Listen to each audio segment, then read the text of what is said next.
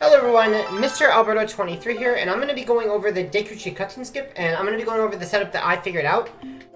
Not the one that Gymnast found out, because I believe it's easier, personally.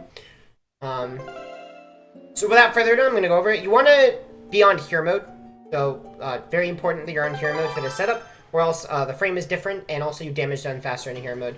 Basically, you could easily damage into the water by placing a bomb and slashing it repeatedly, like this. And you just basically release ZL and hold up, and then you can get back on the land. If you hold ZL, you go all the way backwards, but damaging into the water is very fast. And I'm going to use the hacker to show this off, so I'm going to actually just warp to Forest Haven. So, the purpose of the cutscene skip is to skip watching the Deku cutscenes. So, I'm going to show off what it looks like when you do it. So, basically, the first step is going to be isolating one Chu by itself, and then we're going to attempt to die on the exact same frame as the Chu dies by slashing a bomb. So this requires bombs. I'm gonna bonk this. I'm gonna place a bomb and spin attack it. Now I only have one more hit left. I'm gonna go ahead and take these guys out, and then I'm gonna zoom the camera out and then slash it, place a bomb, and then I can hold a certain button. And as you saw, there was a fade out that happened at the same time as dying. So this actually skipped the cutscene. If you see that fade out while you die, and then you die after the fade out, that means you got the cutscene skip. And I'll show what it looks like when you fail. So let's say I hit continue, right? And then let's say I go back to the area, which I will go ahead and do right now. To go back to the area, you kind of notice a Koroks is here, and there's the leaf right there. So you can get to the leaf without watching the cutscene this way, and that is the purpose. It saves around 40 seconds. And now I'm going to go ahead and go over what happens if you fail the cutscene skip. How you can tell. So I'm going to go ahead and... Oh wait, I should probably soft reset because there's no cutscene. I'll show what it looks like if you fail it. So you could go too early or too late. Basically, you die on the incorrect frame. Actually, if you go too late, the cutscene will simply trigger. So I'll show that. If you go too late, if you are one frame late, the bomb will basically be slashed and blow up, and you will not skip the cutscene because you don't die. So I'll go ahead and show off what going late looks like. So let's go ahead and... So yeah, I could go ahead and store my position over here. Store a position here. Oh wait, I don't have to keep moving them. Okay, so let's say I go late. And basically fail to slash the bomb on the correct frame because I am late. This is what it will look like if you are one frame late. So let's do it off. Like this. And we will slash it. And then, let's say I'm a frame late like this. You notice the bomb exploded, but now the cutscene played. So, I failed to skip it. The bomb exploded because actually, the explosion had not hit Link yet, because it takes one extra frame to hit Link. So, that's what happens if you go late. Now, if you go early, what will happen is you will die, but the fade out won't trigger. And then it's very distinguishable. I'll show off going early. Once again, I'll damage down into the water.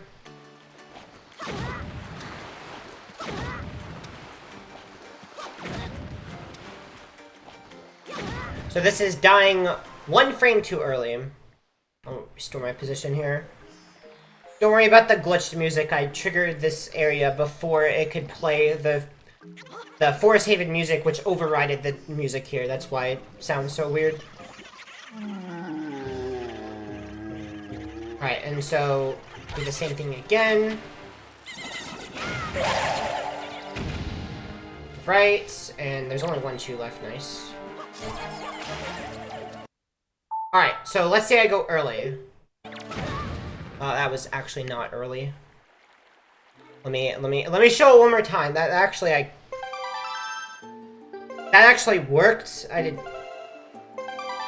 meant to be a frame earlier than that. So one more time.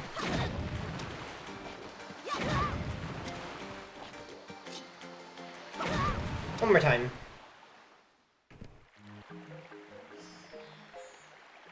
So you can fast forward here if you do not want to watch this. Just to when I do the setup.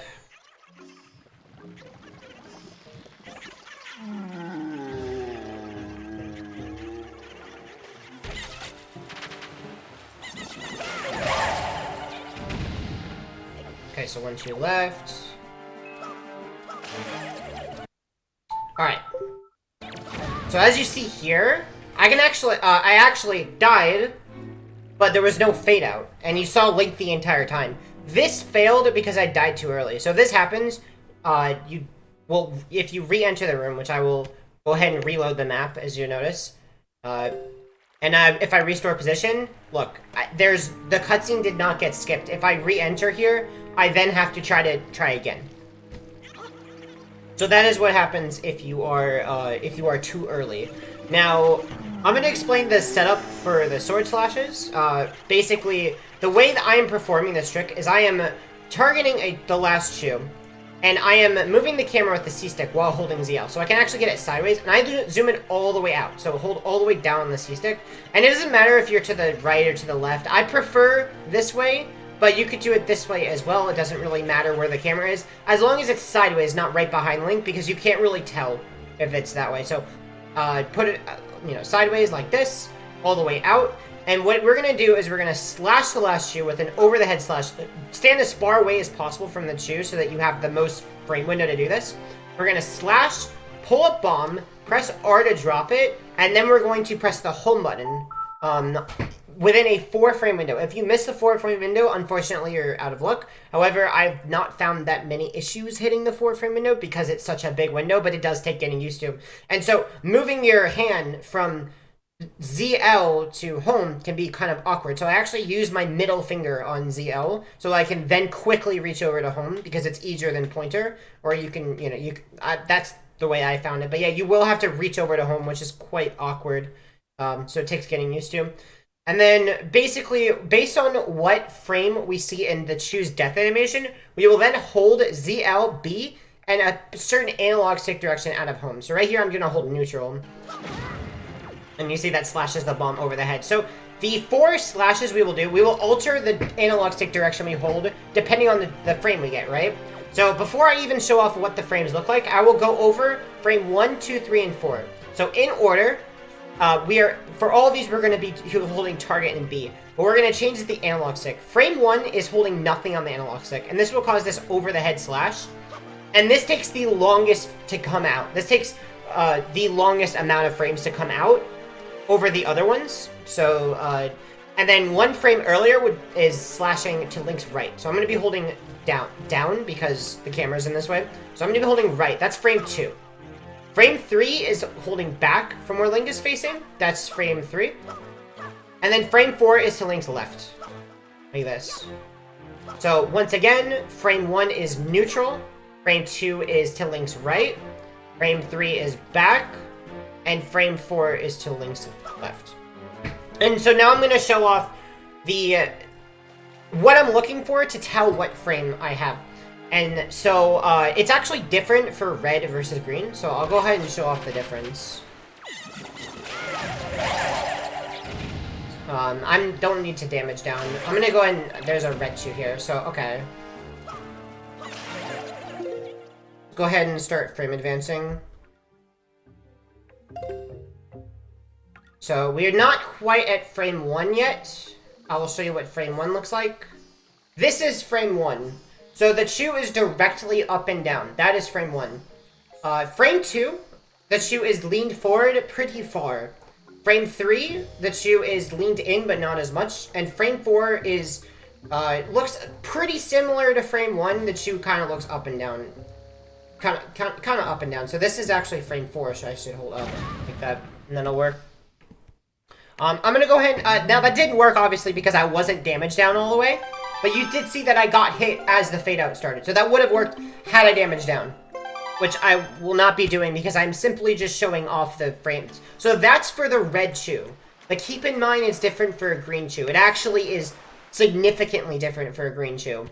So I'll show off what a green shoe looks like and what frame 1, 2, 3, and 4 are.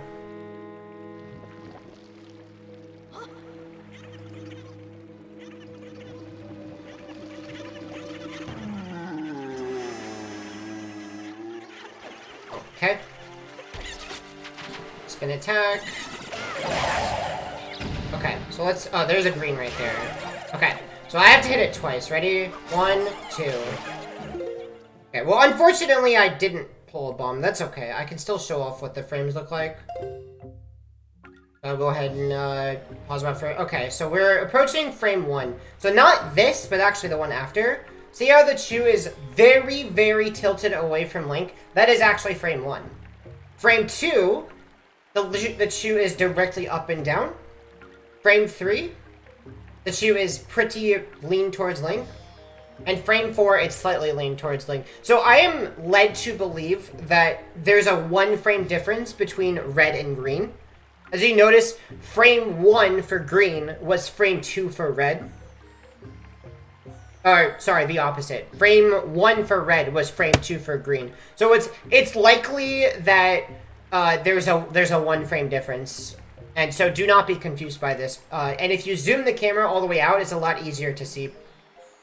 And so that concludes my tutorial. Just remember to hold the directions out of the home buffer. So you press the home button again, or in my case, I can just press frame advance. Well, actually, I don't have a bomb out, but yeah, you're just going to hold the direction out of it, and B and ZL, and that should skip the cutscene if you did everything correctly. And one last thing to mention about this cutscene skip that actually is quite important in certain categories is that you can actually perform another trick on top of it called Gamepad Glitch, which I was discovered by me and someone else as well. I believe it was Legend of Link. Basically is a way to save warp before dying, and so this is actually useful for all cutscene skips, but I will be going over it again because it's also useful for Deku cutscene skip. And what's really useful about it is that you can save warp. So not only are you save warping, so you're skipping watching Link die, but you're also able to turn off hero mode, which is very important for categories that do Forbidden Woods right after and want to not take as damage and not be able to pick up hearts. So I will go ahead and try to show it off. I'm not the best at it, but let me go ahead and get the cutscene skip set up again, and I'll show off here Gamepad Glitch if I get it. I'm not the best at it. So ready? Oh, went down. Wait again. So that looks like frame 3 to me. So what I'm going to do is after Link gets hit, and it's kind of as early as possible, though I believe you have to press minus basically as early as possible. If the minus input gets eaten and you don't get a minus press out, you actually press minus too early. But basically you have to time that minus press, and then you have to wait until right before the fade in and press start again. And if that works, you can actually save warp. So on the gamepad screen. So I'm gonna press home and see if I can get it. Okay, so now you cannot see my gamepad screen. However, I am paused on the gamepad screen right now, so you cannot see it. But I pressed the start button as the fade-in was happening. I don't recommend mashing it. I recommend timing the minus press and the start press. And now I can save the game and quit. So now I'm going to quit on the on the screen. I actually quit without saving.